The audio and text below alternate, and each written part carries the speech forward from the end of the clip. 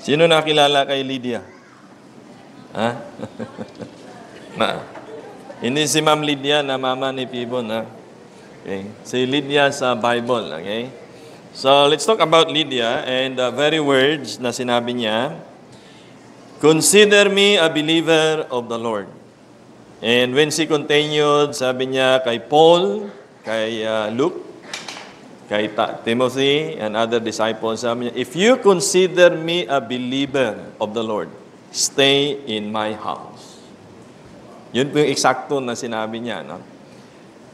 And this morning, I hope we had been reminded sa nakita natin, napakinggan nating testimony, how beautiful it is, na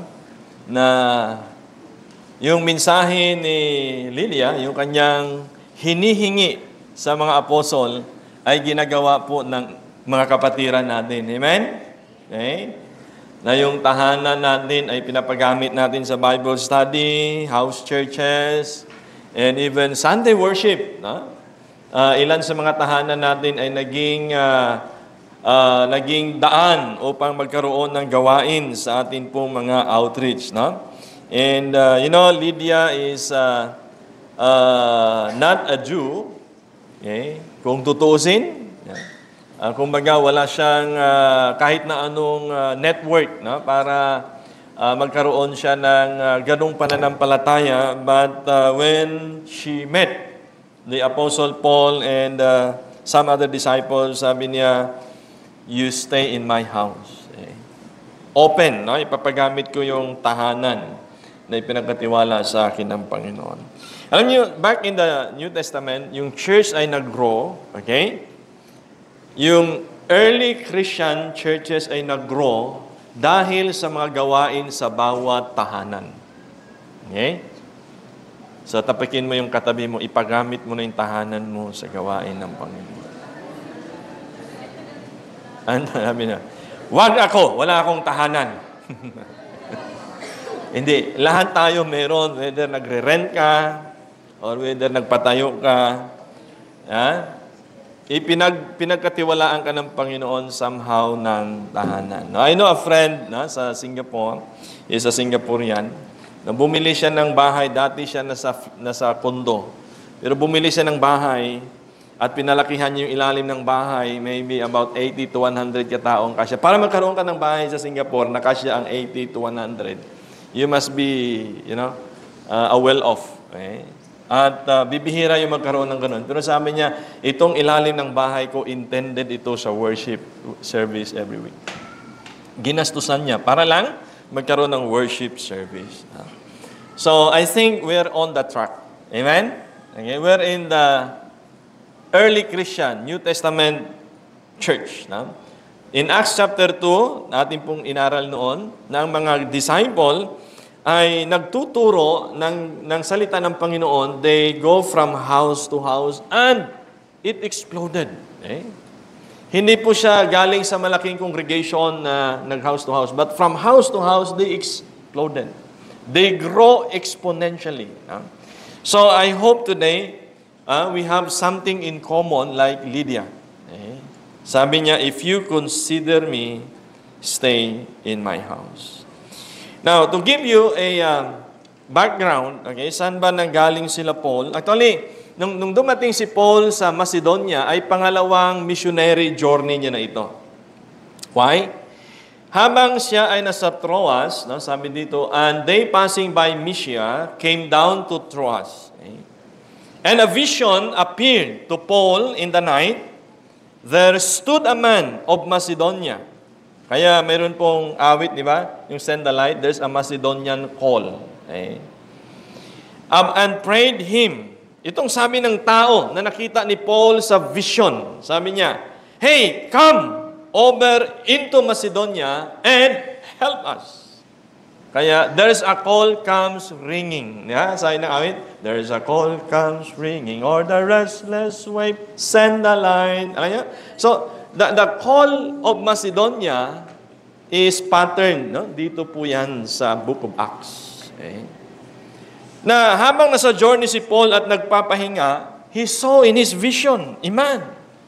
humihingi ng tulong, "Come, help us."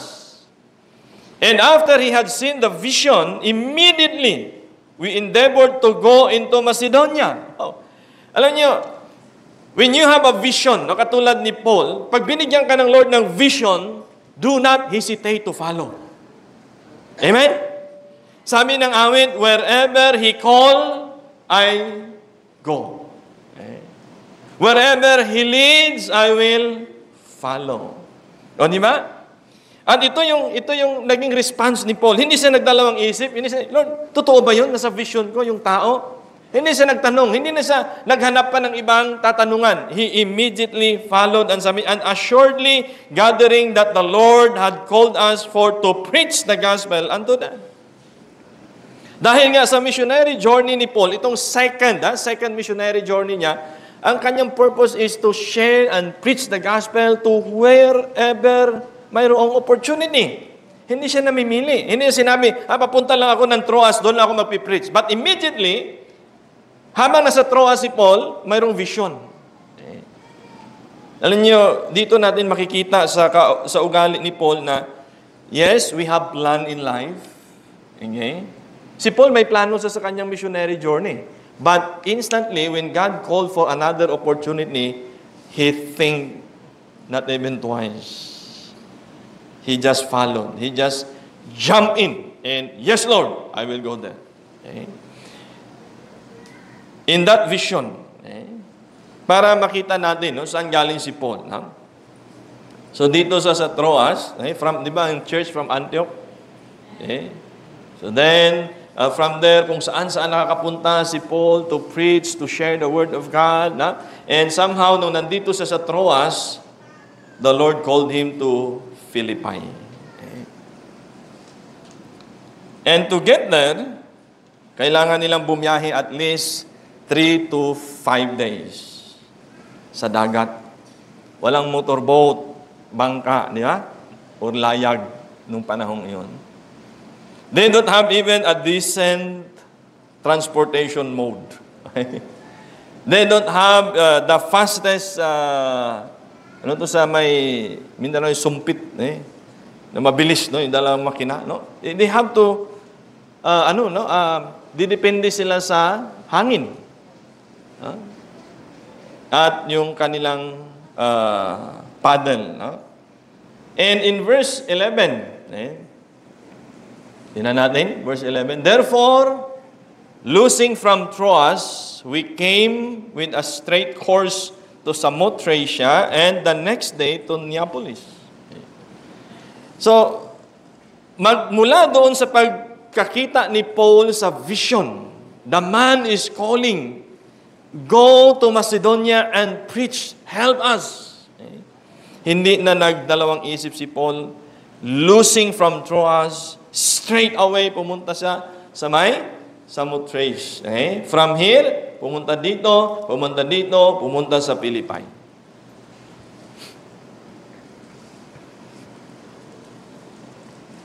When I was in third year sa college, one night, yung mga 3 o'clock in the morning, hindi ako makatulog, no? Hindi dahil sa maraming lamok, which is, ang dami talagang lamok sa dorm namin. Okay? Maliban dyan, minsan may surot pa. Alam niyo, pagka sa dorm, di ba? And then there is a ministry that I really wanted to be part of. Okay? Pero nagdadalawang isip ako kung kakayanin ko o hindi. Anong ministry yon? Yun yung peer preaching ministry. Sabi ko, kaya ko ba mag-preach sa peer? Na andun sa, alam niyo sa mga departure, okay? Sa holding departure, andyan minsan 100, 200 na katao, wala kang kakilala kahit na sino. Pero there's a need, no? Challenge kami ng aming pastor, there's a need to preach sa peer ministry. Okay? And then on that night, sabi ko, hindi ako makatulog. Sabi, "Lord, iba na lang, wag ako. Ang dami ko namang ministry, nasa youth na ako, nasa school ministry. Wag na ako sa peer preaching ministry, hindi ko kakayanin yun. Okay lang ako sa classroom, sa mga bata, pero doon sa peer, I don't think so. Okay? But the call is so strong. Okay? Hindi ako nakatulog. And then sabi ko, sige, mag-volunteer na ako sa peer preaching ministry. And then, a statement was made. Okay? Every place is a right place for a right person. Sabi ko, tama ba yan? Ako lang isip, tama ba yan, Lord? That every place is a right place for a right person. Why? Sometimes we try to focus and pray for the right place. But if you are not right with God, you might choose the wrong place. Pero if you are right with God, God will lead you to the right place. Are you with me? Okay? It's not about the place, it's about the heart. Okay? It's not about the place, it's not about the people, but it's about the heart. Do I have the right heart? Because God will not lead me to a wrong place if my heart is right. So from there, I took over the leadership in the peer preaching ministry. Doon kami nagkasama nila Pastor Jusel dahil ang una kong kinailangan ay driver. Dahil ang pier papunta doon ay 3 sakay. So bago ka pa makarating doon, wala na yung mga pasahero. Kasi by hours yun. And so, doon din ako natuto mag-drive. Dahil kinailangan. So, when Paul was asked to do the preaching in Macedonia, he did not delay any moment. Hindi ba nung kausap ko yung nag-testimony kanina, Sister Neda, doon sa Kabidni, no? Kasi sinishare ito sa akin noon ni Pastor David, he is excited, si Pastor Roy, sabi ko, okay, let's pray about it. But sabi ko, not until I visit the place. Because I want to know the heart of that person. Okay? I want to know their vision. Okay? At narinig nyo kanina, sabi nila, mayroon silang lugar, may lupa sila, may catering sila doon. Sabi nila, Pastor, papagamit namin ito sa gawain. In fact, ginagamit namin ito sa feeding, ginagamit namin ito sa Bible study. Let God use it. Okay? If you consider me, sabi ni Lydia, stay in my house. Okay? Pastor, sabi niya, we're praying for Pastor. Help us, please help us. Send a pastor. Or rather, ang word nila is, please adopt us as a daughter church. Sabi ko, no. I am not adopting you, but we will be partnering with you as a church. So the church was born. And yun si Paul ay pumunta doon sa Macedonia, okay, after Troas. Okay. Meron po siyang ini-expect, I believe, dahil nga mayroong taong nagpakita sa kanya sa dream. Okay? And from thence to Philippi, which is the chief city, part ng Macedonia, and a colony, and we were in the city abiding certain days. Now, here's the catch. Nung dumating si Paul, wala man lang nag-welcome. Okay? Sa kanyang vision, meron siya nakitang tao na humihingi ng tulong.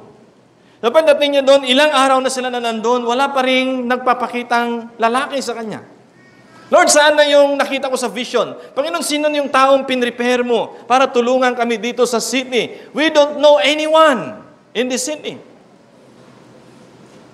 So, maging ako man, kung tatawagin sa isang gawain na wala akong kakilala, wala akong kaalam-alam, wala akong kamag-anak, wala akong partner, maaaring sabihin, Lord, iba na lang. Eh? But you see, I was so blessed with the attitude ni Paul. He did not complain before God. Lord, sana yung tao na tatanggap sa amin. Panginoon, sana yung tao na, or angel man na dapat ay katulong namin dito. We were here for what? Certain days. Are we wasting our time? Lord, tawagin mo na ako sa another place. Wala namang tao palang dadatnan dito. Walang tutulong sa amin. Wala man lang kaming matulugan. Wala man lang nag-offer sa amin ng pagkain. Wala man lang nag-welcome ng mainom, whatever, or lunch. Okay. So let us first go to the perspective of service. Pagdating sa paglilingkod sa Panginoon, what are our requirements? Magpapastor lang ako doon sa Bitin kung mayroon ng church building. Eh, wala. Magpapadala ako ng pastor dyan sa Dasma kung mayroon na kayong pastoral house. Magpapastor ako sa Dasma kung mayroong motorbike or 4 wheels. What are our requirements?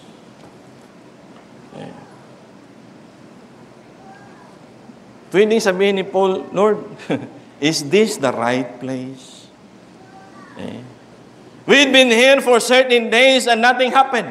Walang preaching, walang sinagoga, wala man lang nag-welcome sa amin. Lord, where is the opportunity to preach? Where is now the opportunity to be a blessing to this city? Wala akong nakitang dahilan. And in fact, in that city, we can find some realization na nakita ni Paul. First expectation, synagogue. May panawagan para mangaral. Saan ako mangangaral? Walang sinagoga. Okay? Kasi yung preaching noon nasa sinagoga. So walang sinagoga. Dahil walang group of Jew, alam nyo, para makapagpatayo ng sinagoga o yung templo, kailangan mayroong 10 Jew age above 13 years old o 13 and above. Kailangan may 10 Jew doon para patayuan sila ng sinagoga. Okay? So there's no synagogue, meaning there is not even 10 men na natayo or tatayo sa pangalan ng Panginoon. Naalala niyo yung huling hiling ni Abraham para sa Sodom at Gomorrah? Na kung mayroon man 10 o mas higit pa na matitino, maayos, ay hindi gugunawin ang Sodom at Gomorrah. But there were not even 10. So dito, wala silang sinagoga because there are not even 10 men who will stand for God. Can you just imagine a city? And, expectation, someone to accommodate. Wala. Yeah. Kahapon kausap ko si Pastor David, sabi ko, may picture ka pa ba dyan ng bahay na una nating inupahan doon sa bayan ng Maasin kung saan tayo nag-start ng work? I said yes. He said yes. We will start a work sa isang bayan na wala kaming kamag-anak, walang kakilala, hindi ko alam kung saan kami magre-rent. And then, alam yung ginawa namin? Lakad lang ng lakad, hanggang nakahanap kami ng bahay. At sa street na yun yung pinakalumang bahay. Dahil hindi naman kami maka-afford mag-rent ng bagong bahay. Naikwento ko sa inyo na kapag may kumakain sa ilalim, kasi may second floor, okay, kapag kumakain kami tapos may nakalimutan yung isa sa amin, aakyat sa taas, gaganong kami sa lamesa. Bakit? Lahit ng bukbuk kasi mahuhulog doon sa kinakain ko. Ganyan. I know no one. But when God called, will you always expect somebody to help? Pag sinimulan natin ng gawain, yung outreach work natin, yung mission work natin, katulad ni Paul, where is that someone? Maring isipin ni Paul, where is that someone in my vision? Ilang araw na ako dito sa city, Lord, ba't hindi pa rin siya nagpakita? There is not even men to receive. That man in the vision is nowhere to be found. And sometimes, sa pagsisimula ng gawain, yung pasimula pa lang maraming nangangako. Yes, magiging part ako, tutulong ako sa answering, tutulong ako sa music pastor, tutulong ako sa pagtuturo ng mga bata, magsusupport ako dyan. But nung nag-start ka na, yung iba hindi mo na makita. Right? So this is expectation. And realization is, the city prohibits any religion to enter Philippi. Wow. Sa labas ng city, kasi ang mga city noon walled, okay? Hindi katulad ngayon, boundaries lang. Hindi kaya yung landmark lang. Noon, naka-wall. Bawat city halos naka-wall to protect themselves. So sa labas ng wall ng city of Philippi ay mayroong inscription doon that no any other religion is allowed into the city. So kung ano yung religion na mayroon na sila, hindi ka pwedeng magdala ng another faith. For that reason, walang sinagoga. Okay. And there were no men ever to be found para tanggapin si Paul. And then he realized that they were now on their own. Hindi na makita yung tao na nagpakita sa vision. And only women outside the city. Sa panahong ito, mga kapatid, kahit sabihin mong may mga mananampalatayang mga kababaihan na nandyan, but in their customs, okay, they have to find men. Kasi ang men ang maglilid. So magsisimula ka ng gawain, hindi pwedeng magsimula ka ng gawain na puro babae. There should be men. Why? Because men are considered to start a synagogue. So pwedeng sabihin ni Paul, wala ang mga requirements ko dito. Right? Walang tatanggap sa amin, walang bahay, walang church. Wag na lang, hindi na lang ako tutuloy. But something happened. Tinyaga ni Paul yung mga babae na nandun sa labas ng city. On the Sabbath day, instead na maghanap ng kung anong lugar sa loob ng city, at dahil bawal din mag-worship sa loob ng city, that's why lumabas sila sa city of Philippi, and then doon sa riverbank, nakakita sila ng grupo ng mga babae, and then they sit down and pray together with them, and one of those is Lydia. Na nung sumampalataya si Lydia, nagpabaptize kasama ang kanyang mga pamilya, buong sambahayan. Now, let me share with you, and you will be surprised that the church at Philippi started by the faith of this woman. Hanggang ngayon, ginagamit natin ang Church of Philippi as an example. Pero sino yung unang nangahas na magtiwala sa mga disciple? A woman. It is Women's Month, right? A woman whom God used. So, nevertheless, nung walang nakita si Paul na mga kalalakihan, hindi siya na-discourage. Pwede siya magsabi, Lord, naglayag kami ng 3 to 5 days for what? Panginoon, dumating kami dito, wala man lang nag-accommodate sa amin, wala man lang bahay, tuluyan, walang nagpakain, walang nag-serve sa amin. I'm done. If that is Paul's spirit. Pero minsan pa sinabi ni Paul, kaya-kaya niyang sabihin ito. Basahin natin ng sabay-sabay. Ready, start? I beseech you, therefore, brethren, by the mercies of God, that ye present your bodies in what? A living sacrifice, holy, acceptable unto God, which is your reasonable service. Hindi nagawang magreklamo ni Paul, ni hindi siya nagparinig kung kanino man. Why? Because Paul understand that he should offer his body a living sacrifice. Ilang araw silang naglakad, ilang araw silang naglayag. I believe, church, the comfort that I have now, the comfort that you have now, is nothing compared sa sacrifice ni Paul and the disciples. Maring sabihin natin, mainit, maulan, sila naglalakad. Sila naglalayag. Maraming mga Kristiyano, maaaring sa time nila, they just choose to be comforted, or they choose to stay behind sa Jerusalem. Only Paul and Silas and Luke and Timothy, yung naglayag kasama niya, nag-sacrifice kasama niya. No wonder those people are mentioned in the Bible. In the book, in the letter that Paul had wrote.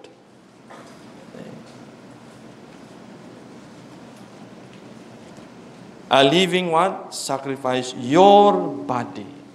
Kaya, church, no wonder, why kailangan pa natin ng Sunday worship? Why we should worship God together? Why should I offer my talent sa music, sa ushering, o sa Bible study? Ba't kailangan ko pang ipag-drive yung iba? Ba't kailangan ko pang pumunta sa mga outreaches natin? Your body, a living sacrifice. And so the same sa atin na mga nagtatrabaho sa corporate world. nasa business. You work, ang kapital mo is your body, your strength. Gigising ka ng maaga, uuwi ka ng late night, dahil sa nagtatrabaho ka. Why? Because you prayed and you promised to support the mission. You give your tithes to the Lord, and that's how we extend the ministry that God has given us. Your body, a living sacrifice. Hindi ibig sabihin na wala ka sa full-time service, you are not doing full-time. You are full-time if yung work mo dinidedicate mo sa Panginoon. Okay.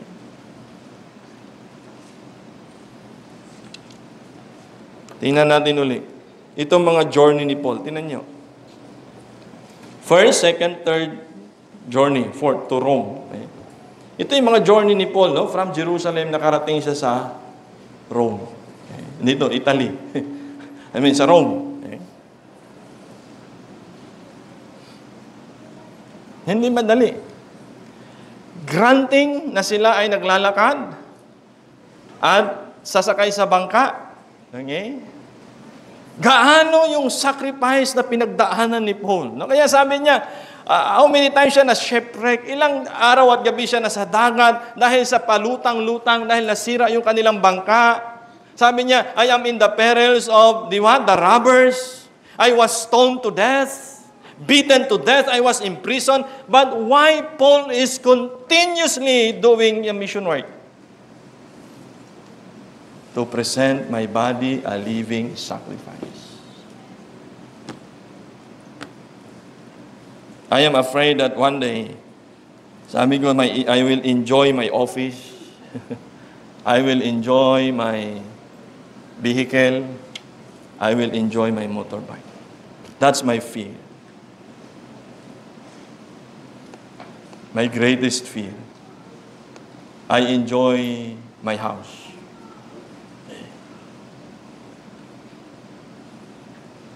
Si Paul, almost ilang taon. Tingnan niyo yung kanyang missionary journey. Years. 2.5 years sa Ephesus. 2 and 3 months sa Antioch, sa Jerusalem. Kasi, hindi niya naranasan yung mahabang stay sa kanilang bahay. Sa kanyang bahay. Simula nung siya ay na-convert, simula nung si Paul ay naging believer ng ating Panginoon, mga kapatid, hindi na siya naglagi sa kanyang tahanan. Most of his time is on a missionary journey. Most of his time is on the local church, if not in prison. Hindi minahal ni Paul ang comfort ng buhay. Yan sabi niya, I am even in the perils of my fellow men. Gusto siyang patayin ng mga magnanakaw. Gusto siyang patayin ng kanyang kapwa, mga mananampalataya. Gusto siyang patayin ng kanyang kababayan. He's always on the move. Wow. Kung titinan po natin yung sacrifice ni Paul, ito ba yung perspective niya sa gawain? You ask yourself, how do we serve God? Naglilingkod ba tayo sa Panginoon at our comfort zone? Now ask Paul. Pastor, marami akong persecution. You ask Paul. Pastor, mayroon akong mga pangangailangan. You ask Paul. Pastor, ang layo na ng church natin. You ask Paul. Lagi natin sinasabi, if there's a will, there's a way. But most of the time, we are not willing, even if there's a way. So don't even take note or take that word for you. There must be willingness. For Paul, he's willing. For Lydia, tingnan natin. On the Sabbath, in verse 13, on the Sabbath day, we went outside the gate of the riverside, where we supposed there was a place of prayer. So lumabas sila ng syudad to pray. Okay. But then, when we sat down and spoke to the women who had come together, something happened. So, ang purpose nila is to serve themselves, no? Just to strengthen themselves in prayer. Okay? Yun yung purpose nila. Ba't sila lumabas ng syudad? Kasi hindi sila pwedeng mag-pray sa loob, hindi sila pwedeng mag-awitan dun sa loob, hindi sila pwedeng mag-worship dun sa loob ng city dahil bawal. Bagamat bawal, gumawa sila ng paraan. Amen?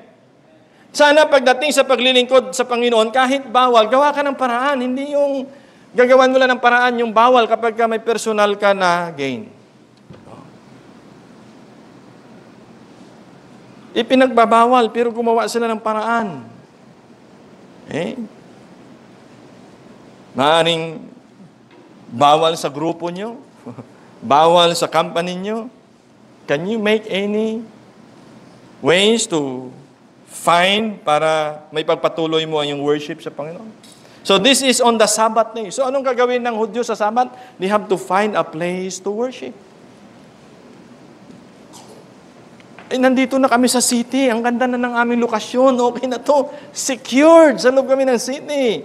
Isa sa pinaka-progressive na city. Ba't pa kailangang magpakalayo? To exercise their faith. But, bago pa man sila manalangin, nung sila'y nakiupo doon sa kasama ang mga grupo ng kababaihan, mas inuna nila yung kung ano ang dapat gawin. Let the main thing be the main thing. Ano yun? Yung pag-share ng gospel. Okay? Yung pag-share ng gospel. Hindi nakatubili si Paul na i-share yung gospel. Okay? Bagamat ang purpose nila na lumabas ng city is to pray, silang grupo, pero nung nakita nila yung grupo ng mga kababaihan, they rather choose to sit down with them and share the gospel. Now, hear me this, okay? Maaring yung purpose mo ay pupunta sa company, makapag-work, but tingnan mo ang another mission mo. Bakit diyan ka nilagay ng Lord? To share the gospel. Perhaps, iniangat ka, inilagay ka sa isang pwesto na hindi mo pinangarap o maaaring pinangarap mo rin, is it just to enjoy the benefit of that position, or rather God has purposely put you into that position so you can share the gospel. Let the main thing be the main thing. Now we have feeding, we have sports, and all other platforms in our church. It's good. But let us not miss the main thing. Amen? To share the gospel. That's the main thing. Okay?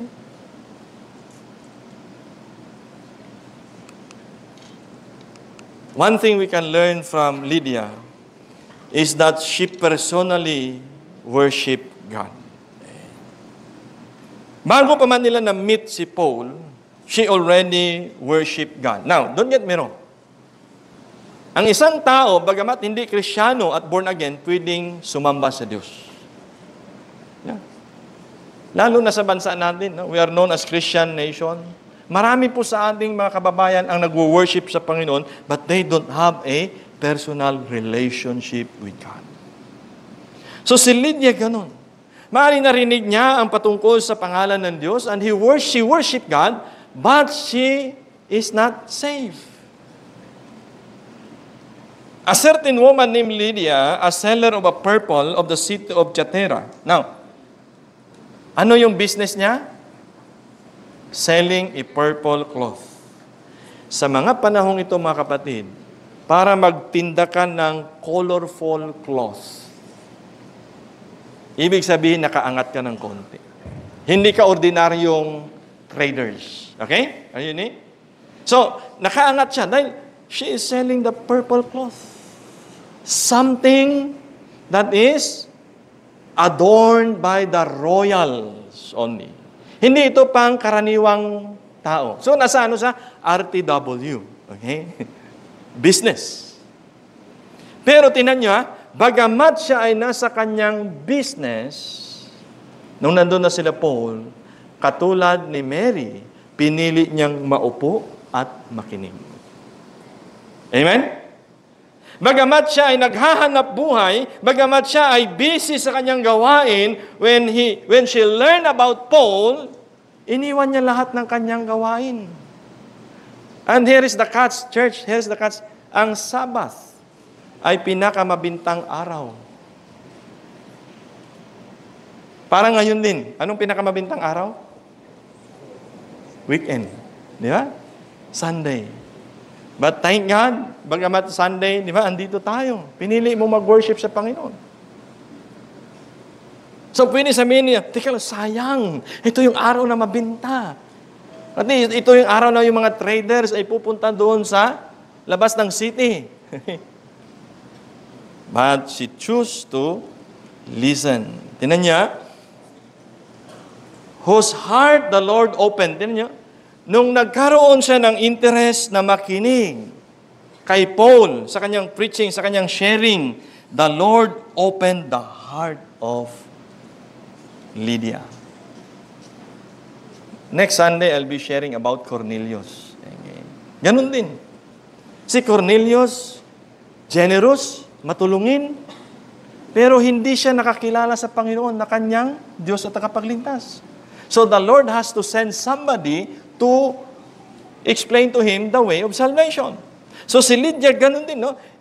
She is worshiping God, but she doesn't have any personal relationship. So pwede kang maging religious na wala kang personal na relationship sa Panginoon.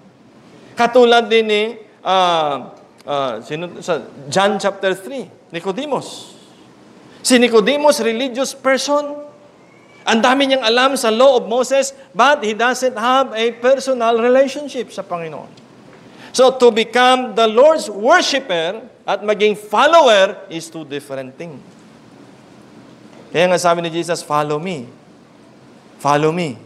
Okay. Kasi yung salitang worship, ginamit niya ni Satan yun eh. Kay Jesus, you just bow down and worship me, I'll give you all of the world. So, di ba? And yung iyong pag-effort na mag-worship sa Panginoon, it will not be for nothing. Why?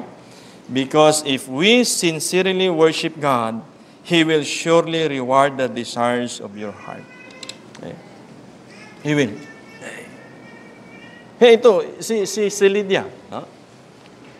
Mayroon siyang devotion sa Panginoon. Hindi hinayaan ng Diyos ng kanyang devotion ay manatiling devotion. Gumawa ang paraan ng ang Panginoon through Paul that she will open her heart before God. Hindi po siya nanatiling deboto. O, yeah? Kaya sabi sa Psalms 37 in verse 4, delight thyself also in the Lord, and the Lord shall give thee the desires of your heart. Okay? So si Lydia, mayroon siyang desire to worship God. So hindi hinayaan ng Panginoon na yung desire na yan to worship God ay manatiling desire, but God give the desire of her heart. Okay? Sa anong paraan? Si Paul ay nakakita ng isang tao sa kanyang vision na taga Macedonia. Ang sabi niya, come, help us!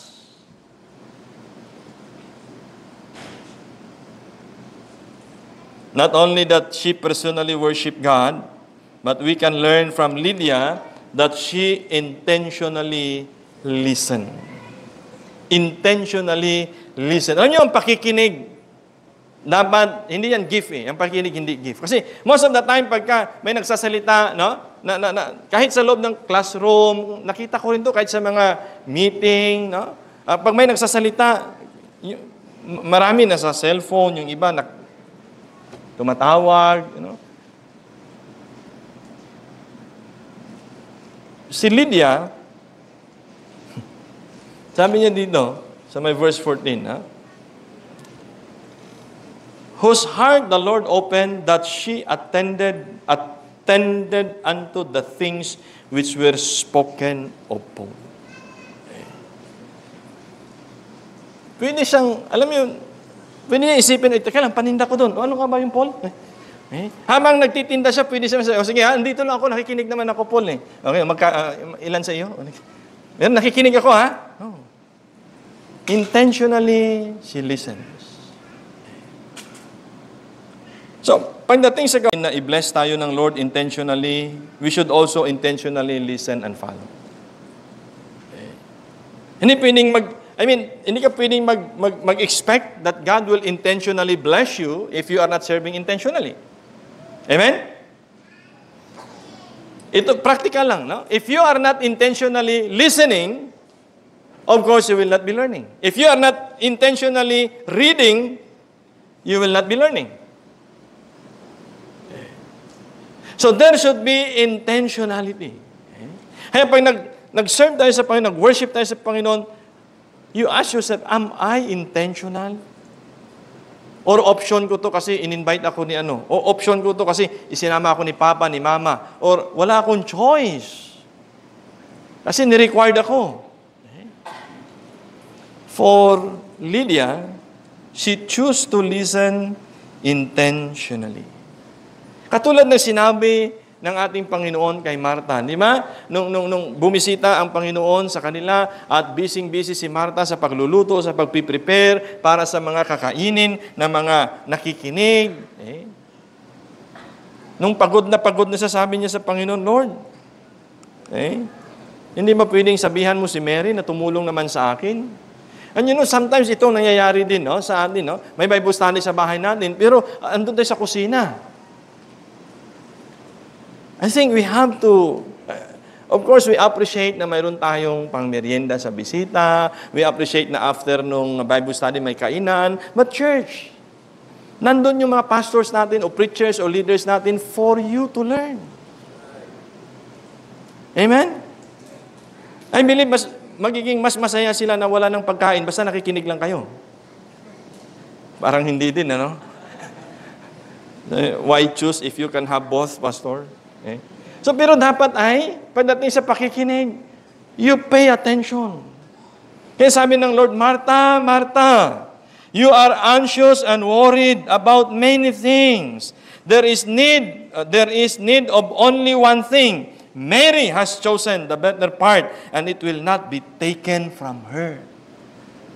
Kasi kung mismo ang ating Panginoon na ang nagsasalaysay nito at nagsasabi na, okay, Martha, okay naman yan, busy ka. Well, but Mary have chosen the better one na hindi na pwedeng alisin at kunin sa kanya. We need to intentionally listen, read, study the Word of God.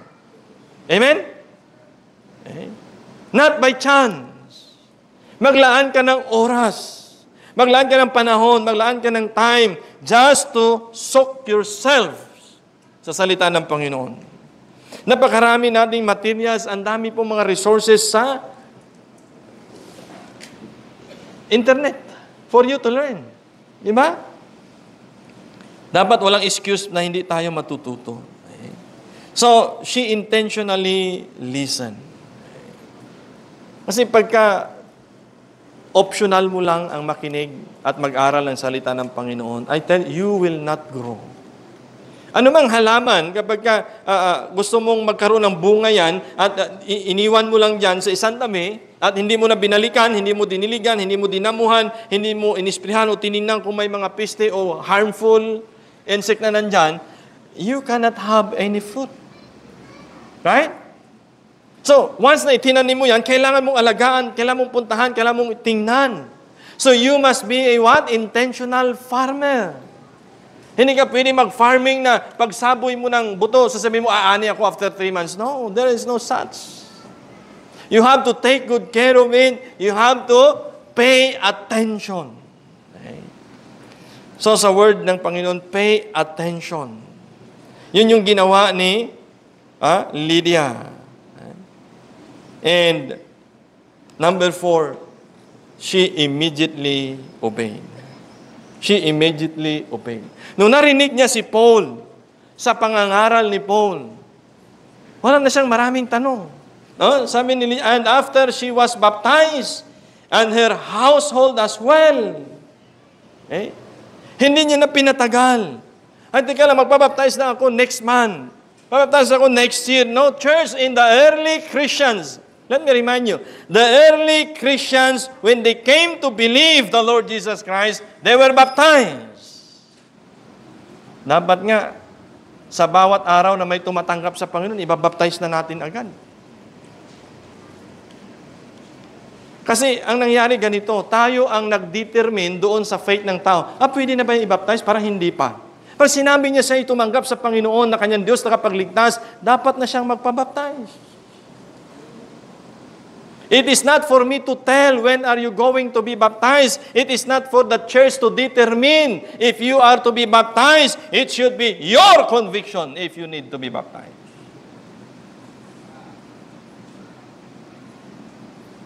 Alam niyo yung eunuch, nung hindi niya maintindihan yung salita ng Panginoon, at pinadala si Philip sa kanya, at inexplain ni Philip sa kanya anong ibig sabihin nun, anong sabi niya, hinto, karwahe, may tubig. Anong dahilan na hindi ako magpabaptize? And right away, binaptize. Amen?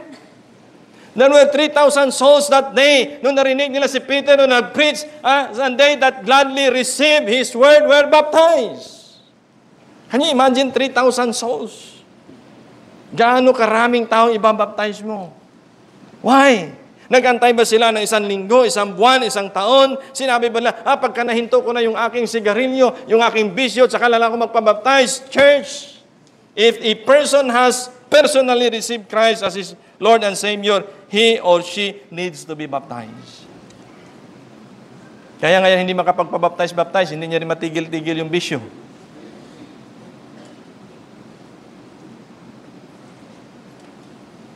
2 Corinthians 5:17, di ba? If any man be in Christ, he is a new creature. So, hindi ang church ang magdidetermine kung nabago na siya o hindi. It should be his personal conviction. Ang tingnan niyo po ano ang nagiging domino effect. Nung si Lydia ay attentively na nakinig kay Paul, na intindihan niya yung salita na ipinangaral sa kanya, at siya'y naging believer, kaya siya nagpabaptize, at hindi lamang siya nagpabaptize, and her what? Her household. Ang kanyang buong tahanan, which I believe is with her.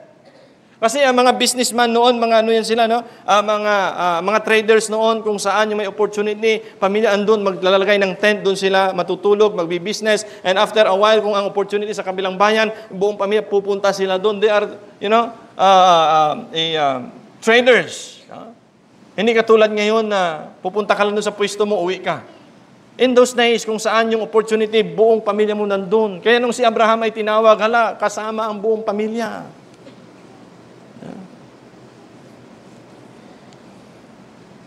So thank God, because of her testimony, pati yung kanyang pamilya ay nagpabaptize na rin. So this month, ang evangelism natin ay mag-focus sa ating family. Before we can reach to the yonder beyond, before we can extend our ministry or yung ating outreach, tingnan natin una yung pamilya natin, yung member ng family natin. We should be burdened. Kasi kung titingnan lang natin yung pattern sa Bible, halos ganun. Si Zacchaeus, di ba? Unahin natin yung Philippian jailer. Yung Philippian jailer sa Acts chapter 16 and verse 30. Okay. Then he brought them out and said, Sirs, what must I do to be saved? And they said, Believe in the Lord Jesus and you will be saved, you and your household. So kapag tayo nakakilala sa Panginoon, una, ang kasunod niyan ay ang pamilya natin. Our complete obedience will surely benefit our loved ones. Dapat yun yung nakikita natin. Yun yung mission natin. Katulad nung kay Lydia. Nung siya ay nagiging believer, siya ay nagpabaptize, nakikita, sunod na yung family. Itong Philippian jailer na halos magpakamatay na sana sa takot. And yet, he believed. Hindi lang siya ang sumampalataya at naligtas, maging ang kanyang pamilya. Yun yung dapat ripples effect natin na mga believers of Christ. Kaya sa mga anak, magpasalamat tayo. Kung mayroon tayong mga magulang na mananampalataya, tapos ay tinutulak ka pa mag-church, tinutulak kang mag-Bible study, Saan mo gustong itulak ka ng magulang? Sa pagbibisyo. Yeah? Mayroong magulang na nanggigising sa iyo kapag araw nyo, gising na, mag-church na tayo. Pero sometimes it's quite ironic. Sa ibang araw, 5:30, willing ka naman gumising, pupunta ng school. Pero pag Sunday, 8 na tulog ka pa. Nangyayari pa rin ba yung... Alam mo, kapag nangyayari pa yung ganun, dapat ma-reborn again ka. Reborn again? Hindi, wala tayong reborn again, ha? Okay. I mean, you must find your motivation, church. Even sa work, the same. Maaring ibang araw, ayaw natin malate. Gusto natin, lagi tayong maaga, lagi tayong una dun. Halos, pwede pa nga lang, ikaw yung magbubukas sa'yo susi, eh. So, we have to find our motivation.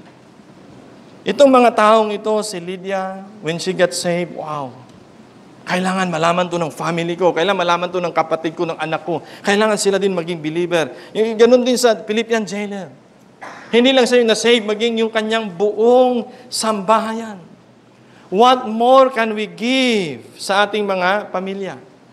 What more can we offer to them except salvation or more than salvation? Kaya nga, di ba sabi ni Jesus Christ, what can I or what can you benefit even if you gain the whole world and lose your own soul? Ay ganun din yan sa ating pamilya. We try to give the best as much as we can to them, for them. But if we will lose them forever, what benefit is it for you?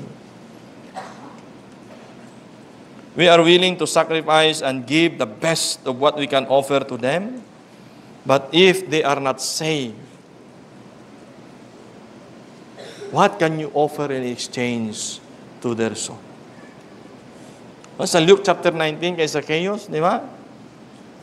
Nung nakita ni Jesus si Zacchaeus na sa Sycamore, sabi, okay, come, bring me to your house. Okay? Nung nandun na sila sa tahanan ni Zacchaeus, maraming mga kutso. Okay? Maraming mga marites. Okay? Na itong taong ito, yung rabbi nila, kumakain kasama ang mga makasalanan. Okay? Compromiser. Okay? Hindi sila pinansin ng ating Panginoon. Ang focus niya na kay Zacchaeus na gustong makinig. Alam niyo, most of the time, pagka nagsishare kayo sa classmate mo, may mga barkada ka o may mga klase ka dyan na parang pagtatawanan ka, tutuyain ka.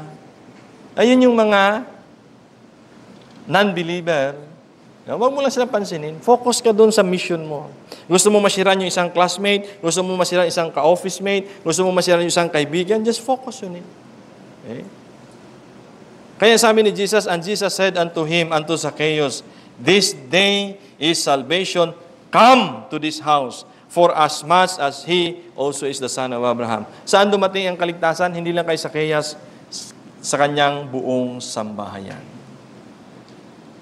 So kung meron tayong reason para magpatuloy sa pananampalataya na meron tayo is the salvation of our loved one.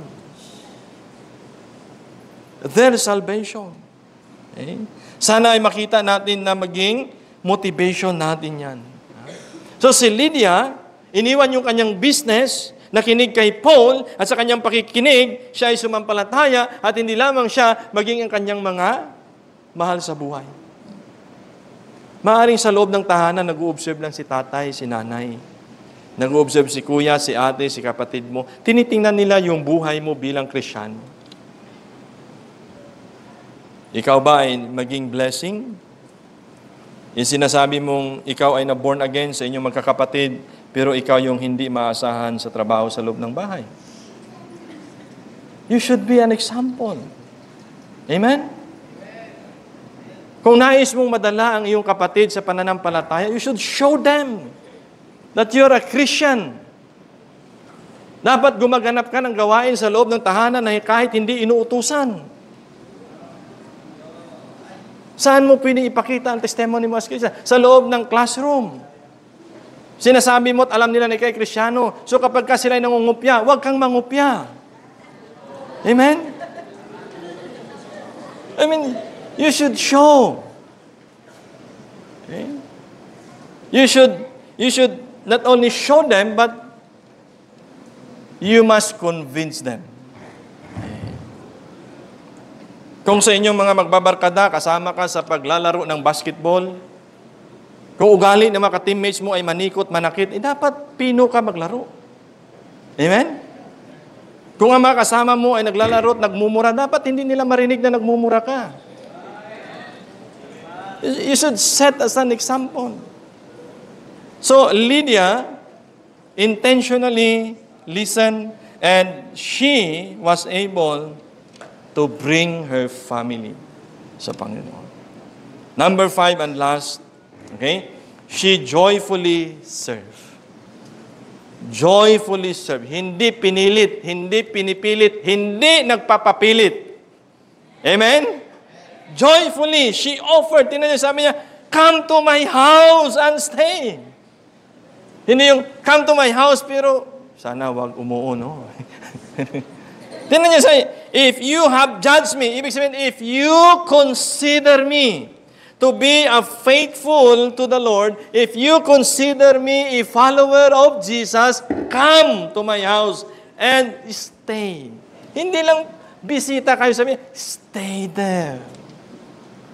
Wow. Di ba? Taga saan niya si Lydia? Hindi siya taga Pilipay. She comes from another city, part of Macedonia, Thyatira, no? Thyatira, di ba? So, bagamat malayo yung lugar niya, sabi, hey, Paul, come to my house, you can stay there and minister. Di ba? So, dapat yung kaisipan natin, no? Sana katulad ni Lydia, no? Nasa, come to my house is open, let's have a Bible study, let's have a worship service, gamitin natin yung tahanan namin na magiging daluyan ng pagpapala sa mga kapitbahay. Hindi yung ang tahanan namin ay nagiging araw ng Lunes, inuman, Tuesday, sugalan, Wednesday, bingguhan. Paano mo pinapagamit yung sala na malaki sa iyong tahanan? Ha?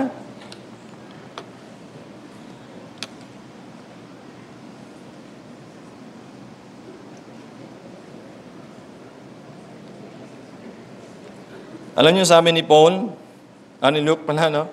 And she prevailed upon us. Ibig sabihin, nagtagumpay si Lydia sa kanyang kahilingan. Ano yun? If you consider me a believer of the Lord, come to my house, stay to my house. Yeah? Kasi doon sa city, wala silang maistihan eh. Ala na yung taong, yung vision na wala. Yung tao na pakita kay Paul, hindi niya na mahagilap. Walang nag-welcome doon sa city. Walang nag-provide ng higaan. Walang pagkain. Walang mainom. Sabi ni Lydia, okay, you come to my house. Yung unang church na sinimulan ko po, mga kapatid, no? I think, if you remember, no? Yung unang partner namin ni Pastor David ay isang balo. Na si Mrs. Aquino. And we could hardly think na siya yung gagamitin ng Lord para ma-provide na tulungan kami sa rent sa bahay. Almost half ng rent namin sa bahay siya nagbabayad every month. Ang kanyang hanap buhay, yung sa pagtitinda ng salamin. May mga pagkakataon na halos hindi ko matanggap at nahiya kaming tanggapin. Sabi, Pastor, bayad na yung bahay niyo. Wow. Amen. Kasi wala naman kaming alam din ni Pastor David na pagkukunan. Nag-start kami magtinda ng isda. Pag hindi nauubos, isda sa umaga, sa tanghali, sa hapunan. Nagkanda sira-sira yung jeep ko dahil sa alam mo yun, yung nag-iikot yan, nagdi-deliver ng isda. Minsan, mahihiya ka lang. Nagsusumbrero na nga lang, isda. Kasi alam mo, Bible study yung kapitbahay. Nagsusumbrero na lang ako. Pinapark ko yung motor o yung jeep malayo. Tapos pupunta nun, isda, labas. Sabi nila, pula na mata, labas pa. Yung sabihin na pula na yung mata, ay fresh pa daw. So it is, to me, it is so blessed to hear. Tulad nito, na may mga tahanan tayong bukas para sa gawain. Alam niyo mga kapatid, sa Philippians chapter 1, ito yung sabi ni, tingnan niyo, sabi ni Paul, sa mga Christian sa Philippi. Ang church sa Philippi ay nasimulan dahil doon sa calling na yun. Okay? Dahil doon sa vision ni Paul. At dahil kay Lydia na siyang nag-aruga, na siyang naging kasangkapan paano ma-share yung gospel doon sa Philippi. Ito po yung sabi ni Paul, Paul and Timothy, servants of Jesus, of Christ Jesus, to all the saints in Christ Jesus who are at Philippi. Tingnan niyo, dumami ang mga mananampalataya sa Philippi dahil sa pagtanggap ni Lydia at pakikinig. With the overseers and deacons, wow! Nagkaroon na ng mga leaders, nagkaroon na ng mga deacons ang church sa Philippi. Sabi ni Paul, grace to you and peace from God our Father and the Lord Jesus Christ, thanksgiving and prayer. I thank my God in all my remembrance of you. Okay? Then, always in every prayer of mine for you all, making my prayer with joy because of your partnership in the gospel from the first day until now. Sino ba yung naging partner ni Paul nung first day?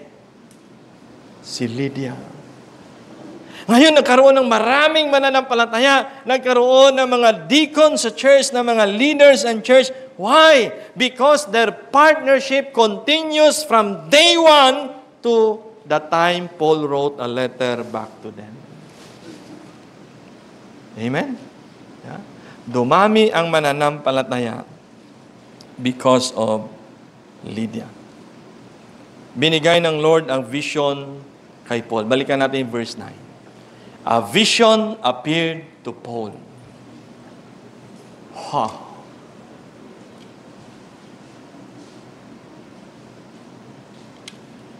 I believe, at kahit basahin natin sa Bible, from Genesis to Revelation, when God gave a vision, He raised a man, a leader. Then, pag na-raise na ng Lord yung leader, hahanap ng mga partner. Sino yung tutulong sa leader na yan? Church, we were not where we are today if not because of you. Nung nakita ng Lord, okay, there is an opportunity to preach the gospel sa Barangay Puypuy, Bae, Laguna. I will raise a man. Alam niyo ba, nang dumating ako dito, may Bible study na. Sino nag-start ng Bible study? Si Doktora Kasahi. A lady, a woman, whom God used to start Bible study. Ilang tao, yung mga nagdadamo dyan, yung mga maintenance, Bible study. And then, si Ate Connie tumulong Bible study. Dalawa sila, yung masigasig, mag-Bible study.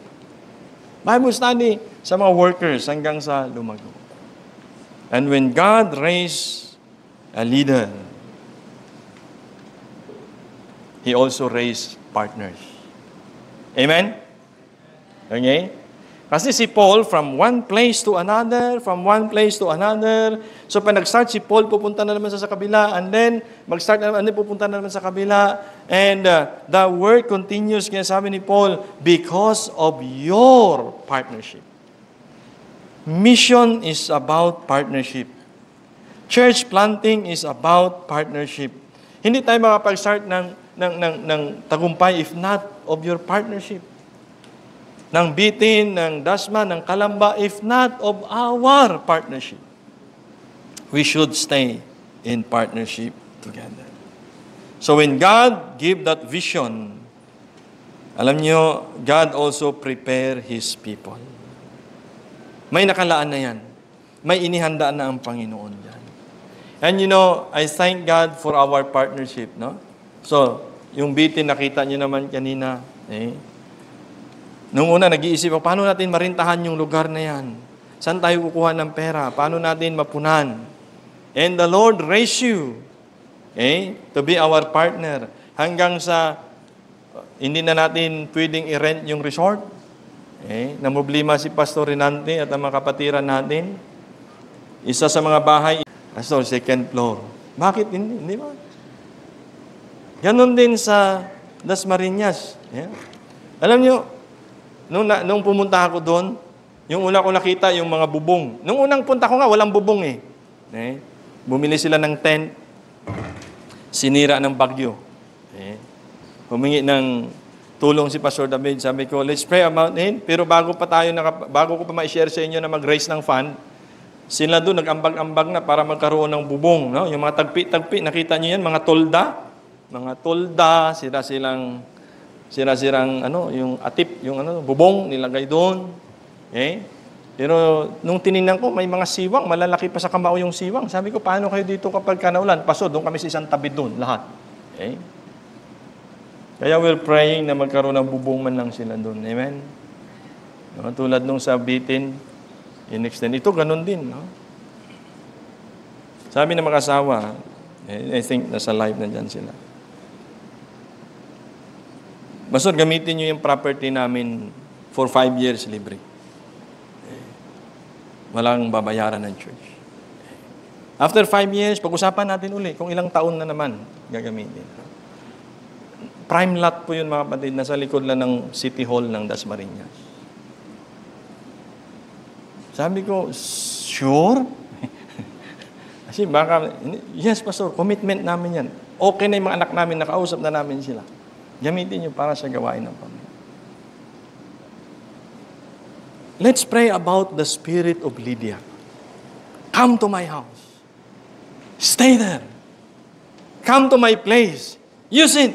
Lord, use my place. Whatever na meron kami, I want to use it for the glory of your kingdom. And soon, let us pray how God will use us to somehow malagyan ng bubong ang kanilang pinag-iipunan every Sunday. Amen? And I encourage some of you to visit. No? Visit niyo yung Bitin natin, visit niyo yung Kalamba natin, puntahan niyo yung Dasmariñas natin. No, I don't mind na isang linggo sabi, Pastor, hindi muna kami atin ng Sunday worship natin dyan. Doon kami sa Bitin natin. Doon kami sa Dasma natin. Go for it. And let the Lord speak to you. Baka pagpunta mo doon, ikaw yung kakausapin ng Lord. Wala sila man lang ditong pader. Lord, raise my salary. I will put some friends. Lord, bless me. Ako bibili ng bubong. Why not? You know, my simple prayer in 2011, Lord, bless me in a way I can bless more unfortunate children na makapag-aral. Years ago, sabi ko, Lord, bless me in such a way I can bless other pastors na magkaroon ng sasakyan, motorbike. You see, when you ask God for a blessing, hindi lang para sa sarili mo, but so you can be of help. Lord, bless my business so I can bless other outreach. Di ba? Amen? Si Lydia, pinili niyang makinig. At hindi lang niya piniling makinig. Siya ay naniwala. At nung siya ay naniwala, ang sambahayan niya ay naligtas. Ano pang greater? Mas greater na hingin natin sa Panginoon. Hindi ba yung kaligtasan ng ating pamilya? Amen? So I hope today we can say something like Paul said in Philippians 1:6. Okay, basahin natin. Ready? Start. I am sure of this, that he who began a good work in you will bring it to completion at the day of Jesus Christ. Ito yung sinabi ni Paul sa mga taga-Pilipay. Right?